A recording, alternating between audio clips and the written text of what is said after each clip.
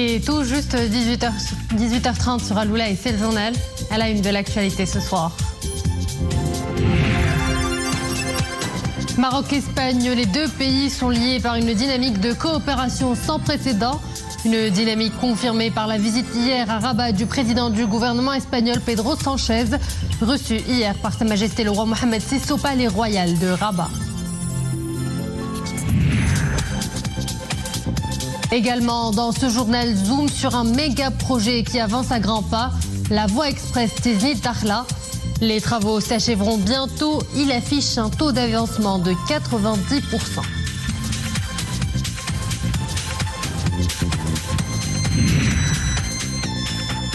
Nous irons à Merzouga, une des destinations plébiscitées par les touristes des 4 coins du monde. Ils sont nombreux en cette période de l'année à y affluer. Une escapade unique au cœur du désert marocain.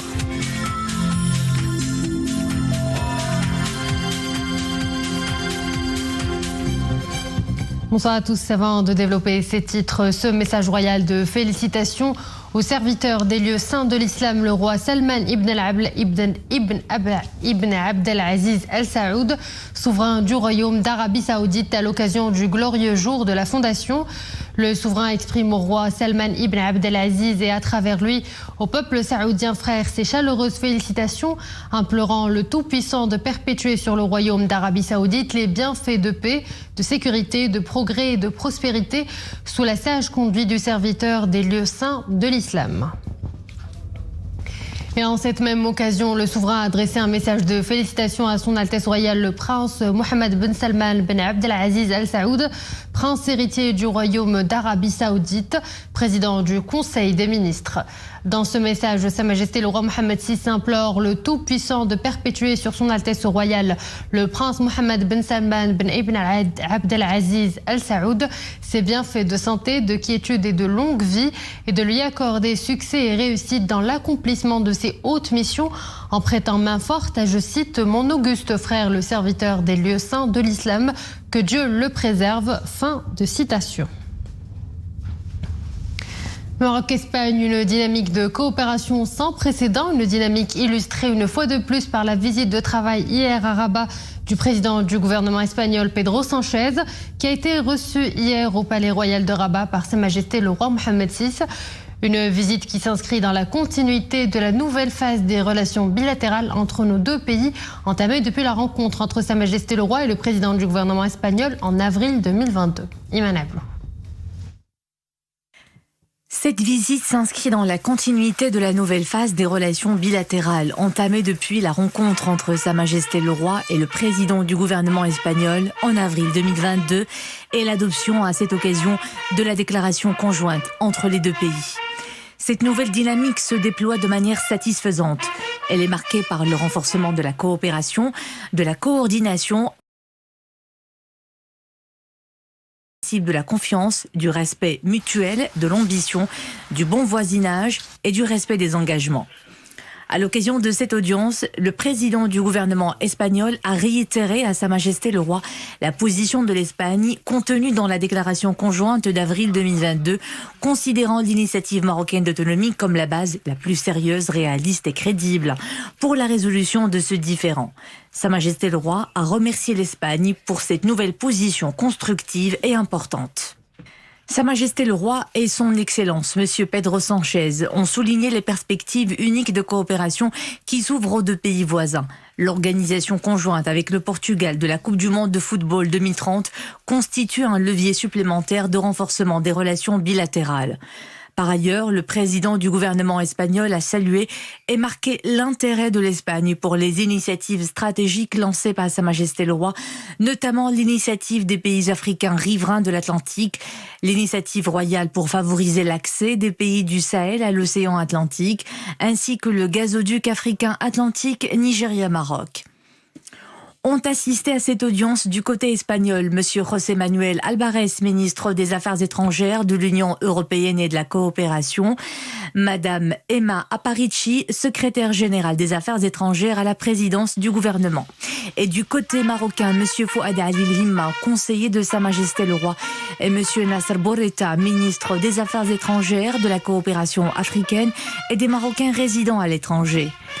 À son arrivée au Palais Royal, le président du gouvernement espagnol a passé en revue un détachement de la garde royale qui rendait les honneurs avant d'être convié à la traditionnelle cérémonie de fronde, de lait et de dattes.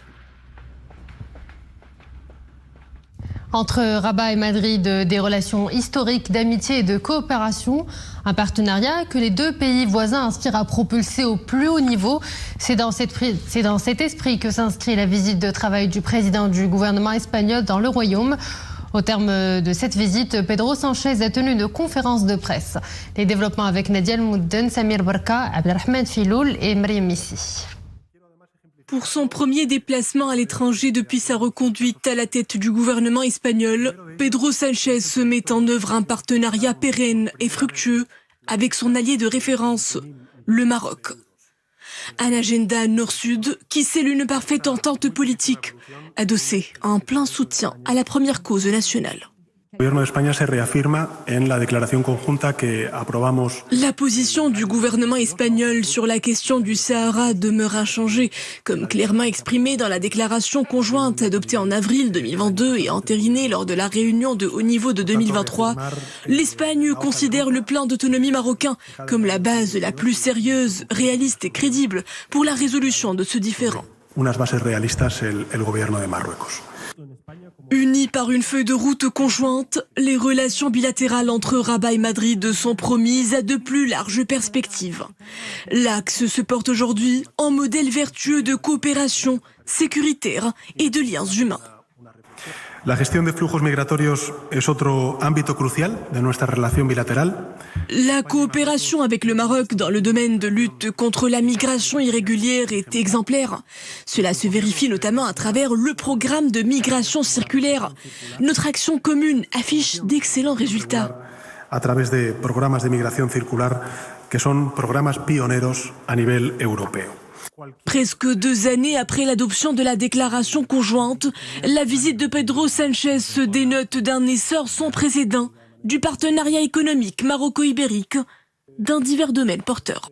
Evolución de los intercambios comerciales, al aumento de las inversiones en ambas direcciones. Le volume de nos échanges commerciaux a atteint en 2022 les 20 milliards d'euros. C'est un chiffre témoin de l'évolution très positive de notre partenariat économique tourné vers des secteurs vitaux comme les infrastructures ou encore la gestion hydrique. Une el posicionamiento de España como un inversor de referencia en Marruecos. Autant de signaux forts d'une alliance politique et économique globale et multiforme. Une alliance stratégique propulsée au plus haut niveau par la co-organisation conjointement avec les voisins portugais de la Coupe du Monde 2030. Des perspectives d'investissement très prometteuses s'offrent aux hommes d'affaires marocains et ibériques dans le cadre des préparatifs au chantier de co-organisation de la Coupe du Monde avec le Portugal. Nous nous attendons à des retombées significatives pour nos économies respectives. L'espoir d'une finale Maroc-Espagne est permis. Lo que espero es que España y Marruecos nos enfrentemos en la final de esa Copa del Mundo, ¿no?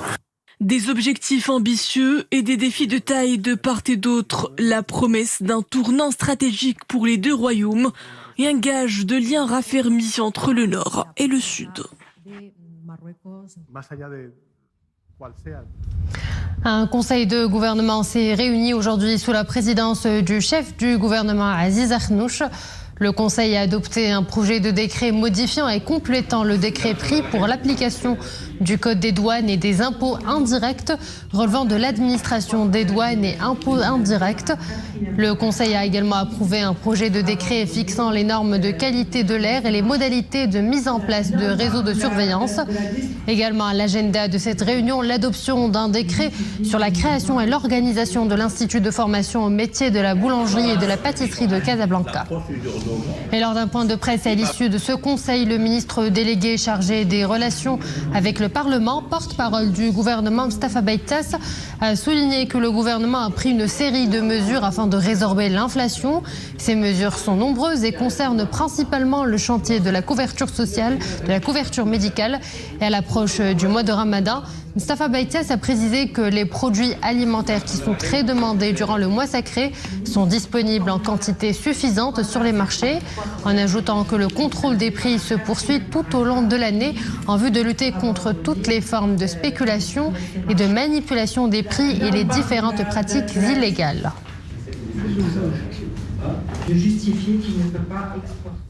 À Rabat, la Cour des comptes a organisé un colloque international sous le thème « Les régimes de responsabilité devant les instituts supérieurs de contrôle, état des lieux et perspectives ».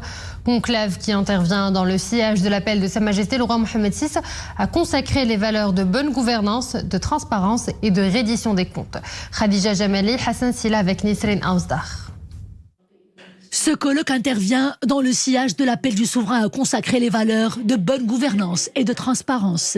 L'objectif principal étant de consolider les fondements de la gouvernance en adoptant le principe de corrélation entre la responsabilité et la réédition des comptes.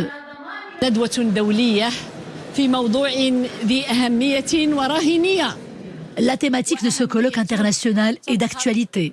Les travaux de l'événement sont d'une haute importance. Preuve en est la haute sollicitude dont Sa Majesté le roi Mohamed VI entoure ce colloque. Au centre des débats, les régimes de responsabilité qui doivent être réformés, et cela pour plusieurs raisons. Les citoyens ont d'énormes attentes des missions assurées par les gestionnaires publics. Ces attentes dépassent les missions de contrôle. Les citoyens attendent de voir des résultats concrets des programmes et des budgets qui leur sont alloués.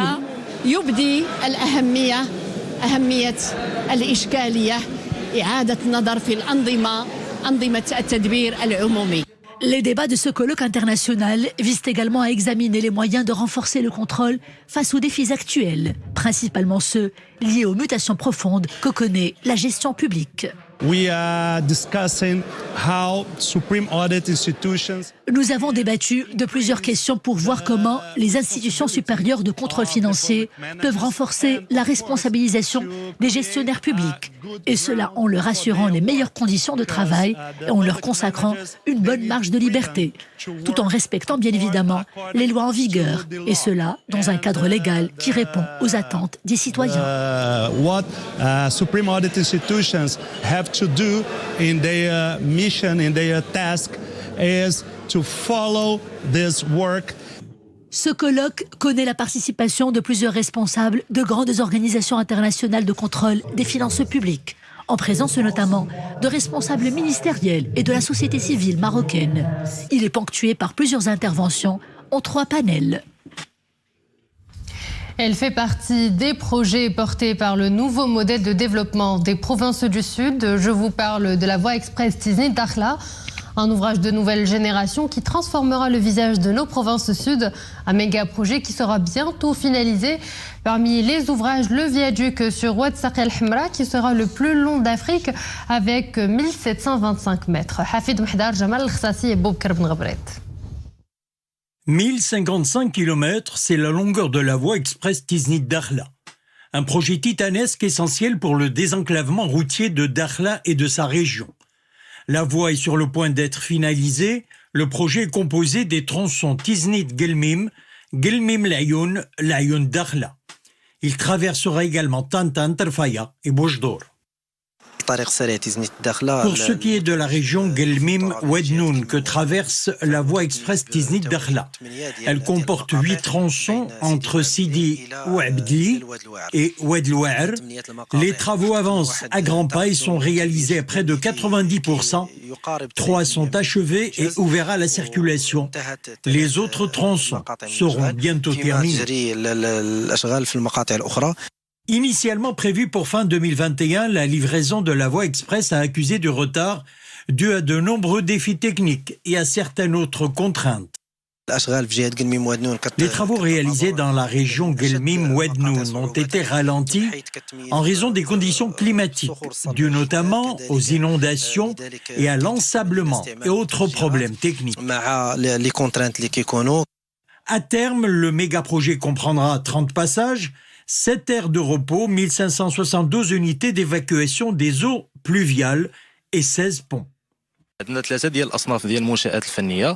Nous mettons en place 3 types de ponts. Les ponts à poutres en béton armé, les ponts à poutres en béton précontraint,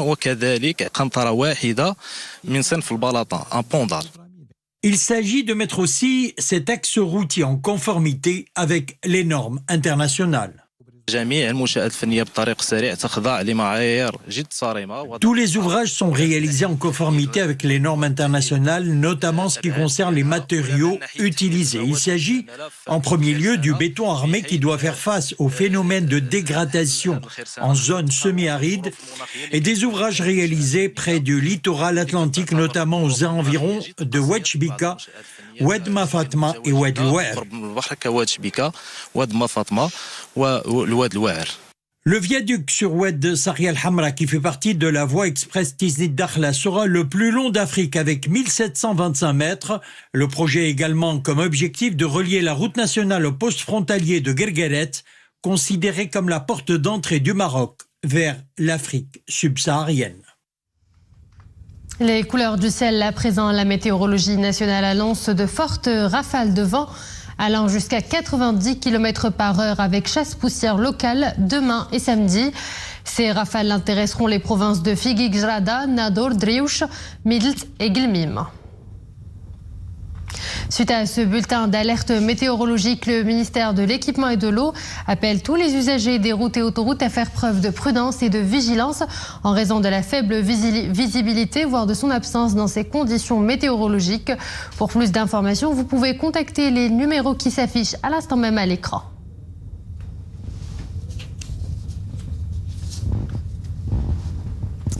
Tourisme pour finir, elle est l'une des régions privilégiées pour se ressourcer au cœur de Dame Nature, Merzouga.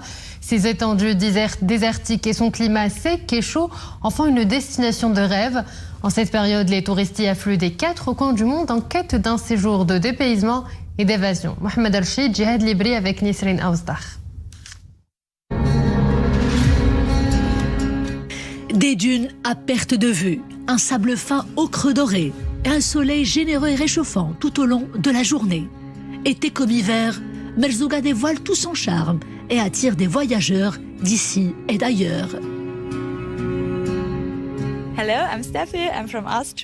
Je viens d'Autriche, c'est ma première visite au Maroc. J'ai repéré cet endroit magique grâce aux réseaux sociaux. C'était pendant la période du Covid. J'ai donc attendu la fin de la pandémie pour venir découvrir la magie du désert marocain. C'est vraiment un rêve qui se réalise aujourd'hui pour moi et j'en suis très heureuse. Il y a une large palette d'activités pour les visiteurs. Quad, sablothérapie, promenade à dos de dromadaire, chacun peut y trouver son compte.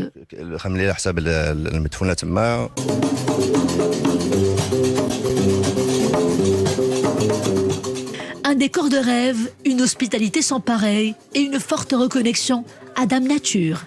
La ville, aux 1001 atouts, ne cesse de déployer son charme pour fidéliser des voyageurs en quête de dépaysement et d'authenticité. Un potentiel que les professionnels veillent à exploiter, quelle que soit la saison.